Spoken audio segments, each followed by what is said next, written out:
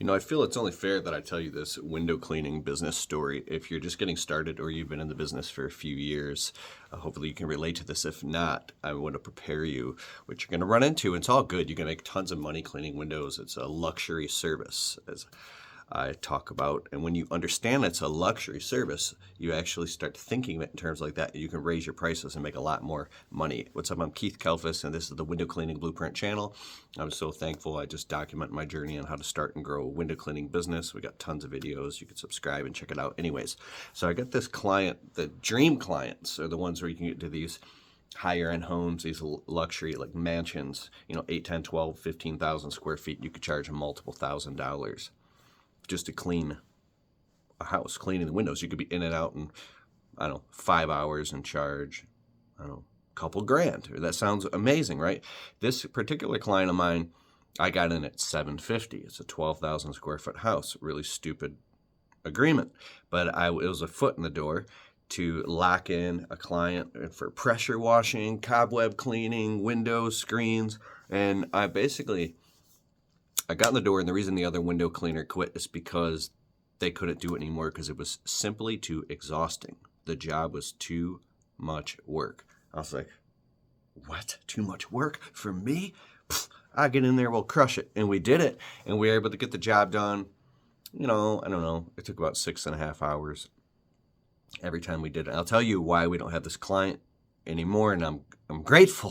Think about that, right? You hear about things that are like, that'd be a dream. It'd be like, if you hear these funny stories, like a guy who dreamed of having a Ferrari, and he got the Ferrari, and he learned that the thing is clunky and it's hard to drive, and every pothole in the road, and he ended up selling the dang thing, and it's weird, but this is neither here nor there. So I got it in at $750, cleaning the windows, and it was exhausting. I learned so much.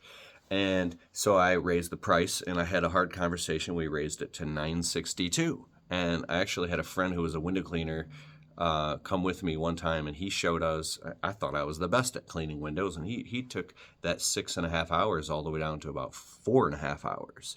So we were getting in and out in 4.5 hours at $962, and then we would add pressure washing of the cleaning of the inside and the cobweb. We get up to like $1,250. But let's say an average of $1,000 every time we went out there several times per year to clean the windows, right?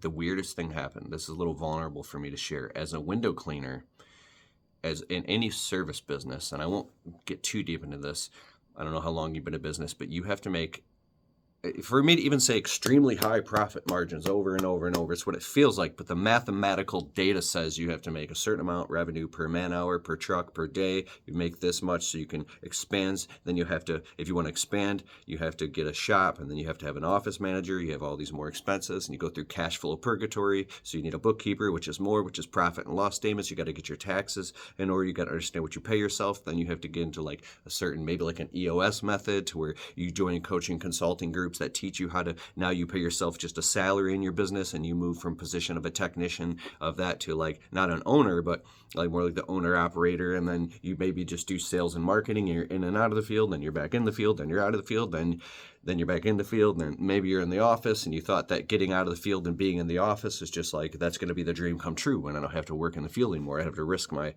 shoulder surgery, right? Or falling off a ladder. But then of course, there's workers' comp and insurance, but then maybe you try that and your profit margins go to total crap because you're not making any more money. And the only way is to grow your way out of the problem, but you can't grow your way out of the problem because you realize that your entire clientele and your entire window cleaning business was based on prices that were too freaking low. So then you attack that and raise your prices, and you start losing all your clients. So then you start losing all your clients, and you're like, we have to do marketing and advertising, which costs much more money, and you blow $25,000 on Google AdWords and revamping your website and doing all that, and some of it works, but a lot of it doesn't. And then you're in a whole nother thing because you promise your wife that you're going to maybe get a nicer house and upgrade your lifestyle, and you can't do that now. You got to shrink back down, and then all of a sudden your main guy quits, and then you're back in the field, and you're working, and now you're really frustrated. Then you just go, but you got a raise. You're making more money because you're back in the field with a whole new mindset. This is pretty cool. I'm making more money. But then you're back to shoulder surgery mode. Well, speaking some fire, huh? So,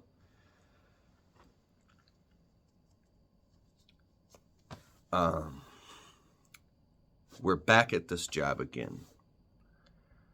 And I'm like, I can't believe we're still doing this job. Or actually, I can't believe that I'm still here. That's very vulnerable to talk about. But then as you're doing the job, you're telling yourself kind of a story. It's like two different stories in your head as the owner, operator, technician. You're paying yourself in the field a technician's wage. These are the stories you tell yourself. I can't believe I'm still here cleaning these windows or landscaping or whatever the hell you're doing. I'm so depressed. This has been my client for 4, 5, 6 years.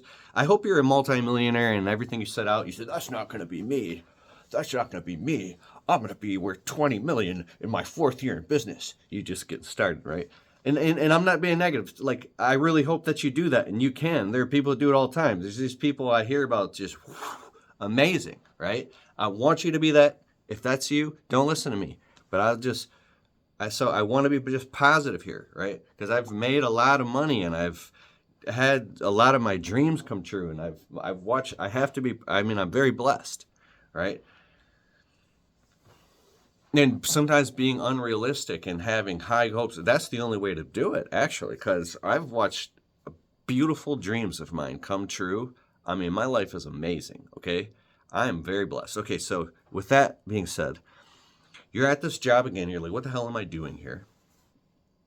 I thought I was going to be a millionaire by now. And then you're like, well, I better be grateful because at least I still have this job and I'm making $700 profit today, or 500 a day, or 3 or 1,500 profit a day. Or you could do the math in high seas. You're like, I'm making 3,800 profit after all expenses this week, or 6,500 profit. Like, I know what it's like to legit have, for me, like a $70,000 a month, or, those numbers sound impossible to me when I first got started in business. Like, not impossible, but I knew other people do. I was like, dude, I'm sitting here killing myself to do 7, 8, 10 grand a month. What do you mean you did 70? And then you get around friends that saying we're doing 65,000 a week. And then I have friends that do 165,000 a week. I have friends that do $1 million a month. I have a friend that does $1 million, almost $1 million a week. Yes, I'm not bullshitting. So that's just, anyways, get in where you fit in. It's my favorite saying. Back to what I was saying. You have gratitude because you hear nightmare stories about people that lose their businesses and all types of unfortunate stuff. And you say, well, at least I have a business and I have all these clients, and we've got $1,000. This client is a rock solid client. We're going there 4 times a year for $1,000 a pop. That's $4,000 a year. We got all these clients. The phone's ringing off the hook, and it's all great. But there's a point we call unsustainable. And here's something with a really hard truth. Ooh, why am I sharing all this? When I first started my landscaping window cleaning business, there wasn't even window cleaning. It was landscaping and lawn care, and I ditched lawn care and I got into window cleaning, right? Because you could do it in the winter. It's amazing. Window cleaning is like the most amazing business because you can make so much money at such a low startup cost. And if you position yourself and market yourself and actually do a phenomenal job as a high level kind of white glove service, you can make bank. Especially if you get into pressure washing and concrete cleaning and cleaning soffits and gutters, you can build a multi-million dollar business. You can make lots of money. And getting the Christmas lights, bro, there's so much money. And it's not just money, it's what you learn. Oh, let me get back to the point.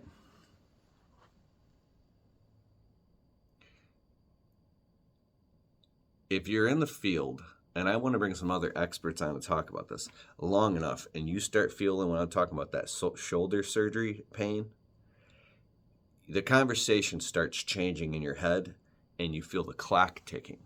When another Christmas goes by, I gotta be careful how I talk here. And you start bumping up against the real realities. Hopes and visions and dreams are great. When we're talking about when you hire a high-level bookkeeper and you're looking at the profit and loss, the cost of goods sold, the admin, and you're figuring out what it's actually going to cost for you to live your dream lifestyle and get your vacation home and be able to retire and have assets that produce passive residual portfolio, a portfolio that produces passive income so you can live the lifestyle of your dreams. You realize that you're not charging or making anywhere near, did I say anywhere near the amount of money you need to be charging to make this work. And so there's a book by Dan Sullivan called The Gap and the Gain, or The Gain and the Gap. I just listened to it for the second time. It's amazing. In any moment, you can look at everything that you don't have and how far you are away from getting it, and you feel the gap and the chasm, and you're freaking out. And in the very next moment, you can look at all the abundance of what you do have and how beautiful your life is, and how blessed you are. And you're like, oh, I'm incredibly blessed, right? So here I'll sum it up with this. There's going to have to be a period where you set a plan of action. You get clear on what you want to do, and say 2025. We're gonna land these amazing clients. We're gonna market our business this way. We're gonna set these goals. I have this goal to do this much revenue each month. I want to have this much money in the bank by the end of the year. We're getting this next thing established. I'm pulling the trigger and getting a new van and getting it vinyl wrapped and hiring promoting somebody to become a foreman and run a crew. And you have to set a plan and just go all in and just perform in 90-day sprints. You just got to run your ass off. And then what you'll learn through that progress will give you a freaking master's degree. And you got to get out of your head and lead with a heart of service. And you will do very well. And you'll bump your head and you'll scrape your knee, and you're going to have to pick yourself up. And you're going to have to look backwards and say, what did we do? And maybe get some coaching and say, how did all this work? What are we going to, it's plan, do, check, adjust. Plan, do, check, adjust. Plan, do, check, adjust. Plan, do, check, adjust. And it's like, because I don't want you to be in the 7th, 8th, 9th, 10th year going, why am I still doing this on this job? And the really messed up weird thing is this, I don't want to be negative. When you raise the prices, the customers fire you. There's these guys on the internet that talk about how they get these astronomically high prices for doing shit that, like, and the truth is, you can actually charge way more, you can make way more money, but some of the stuff that these guys talking about, I feel like they're like bullshitting and giving you some just like highlight reel of like the best case scenarios that have happened, but they're lying by by concealing all of the bullshit to get to that point. And even if you do get these really high paying jackpot job clients, how long can you retain them for at those prices? You can, if you position yourself as the white glove service who is like prestige in everything you do, and you follow a set of practical principles that maintain that level. Because I could take 100 window cleaning clients at a different socioeconomic strata, from super wealthy to middle class to upper middle class, none of them that are broke because they don't get window cleaning. It's a luxury service, right? I grew up poor on welfare and food stamps, and they all have different values, and everything's changing of what they see. I've had my wealthiest clients fire me and go find the cheapest window cleaner and then brag to me about how cheap it is. And they could care less if that window cleaner is licensed and insured, or breaks a $30,000 vase or vase in their home, or scratches a grand piano. I don't hear any of it. You could even warn the client, and some of them literally don't care. And then there's other people who are just kind of like middle class people who want to make sure you're licensed and insured and all these things because they value the security so much more, and that's good too. And you get in where you fit in. And I think that the only way you got to get really crystal clear on who your clients are is you just have to do a whole lot of marketing and advertising and a whole lot of work, and you're just distilling down to get the golden nuggets, and they exist because I have them. I guess you could call them rock star clients. I haven't called them in a long time, but I had a business owner friend who's crazy successful. He's been in the business like 35, 40 years now, his service business, and they do very well. And I asked him like some of these things, and he said to me a long time ago, he said, after all the years of being in business, we have been able to narrow it down to one thing, that the success in the business really actually comes down to getting and retaining those really, really, really good clients, those like unicorn type clients. And they're out there and they exist, but it's you have to kiss a lot of frogs, just like with employees, until you find, and also who's going to want to work for you or hire you if you don't have really high standards yourself, and then your business and the way you perform and operate. Like who you are, your business is a mirror reflection of that all the time. So if you're frustrated a lot because you're stuck at a certain level, you have to go look in the mirror and get some deep dive coaching from somebody, or you have to level up your whole set of standards, and you will attract through lots of action, positive action, and finally retain those rock star clients. And it takes time to build the momentum to get there. So anybody who's promising anything overnight, I don't know, man, that doesn't make any sense to me. The most successful people I know have been doing it for years and years and years. And here's one really hard thing. I just tell you it now. Some people do it, but if you're trying to build a huge window cleaning business where you make money just cleaning windows, it's probably not going to work. You're going to have to add something like soft washing, roof cleaning, Christmas lights, where the window cleaning just becomes more of like the bread and butter, because the profit margins from what I'm hearing historically across the board just aren't high enough. I should take what I just said, put that at the beginning of the video, for you to build a freedom lifestyle type business. It's rare because you need the big ticket items. So, if you're doing these $400 jobs, sounds great.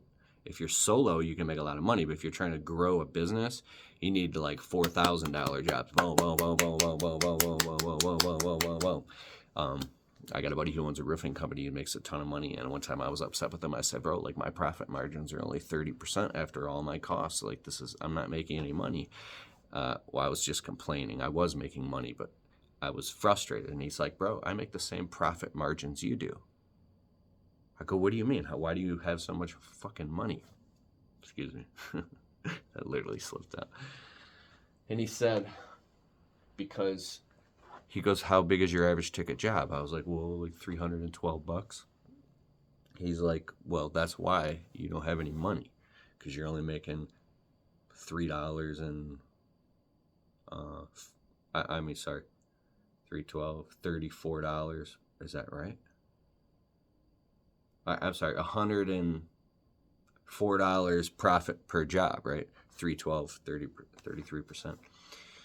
It's about $100 a job, right? So he's like, our average ticket job is like 20, 30 grand or 40, 50 grand. I think it was like 30 grand at the time. So it goes, while you're making $100 per job, I'm making 10,000 profit per job. And I was like, what? He's like, yeah. He goes, how long does it take you to walk around a property with a client for like an hour and sell them a landscaping or window cleaning job? We quote window cleaning over the phone now, but I was like, dude, I could spend an hour with a customer. He goes, you spend an hour to sell a landscape job that's like, $700, $800, $900. Somebody who's in a much higher ticket thing, or you're selling like luxury outdoor ponds and water features, or a $5,000 pressure washing, concrete cleaning, window cleaning, and roof cleaning package at 33, or if you're really good at your business, 40, 50% net profit margin. You shouldn't take on a job unless it's at least 50% gross profit margin, 50% gross profit margin rule. What I'm saying, those guys sometimes are spending the same hour but closing a $10,000 job. So if you spend 10 hours a week with 10 clients, I'm just making this up, and you sell 10 $10,000 jobs, you just sold 100 grand in work. If you spend 10 hours a week with 10 clients and you're selling 10 $300 jobs, do the math. Math is the path.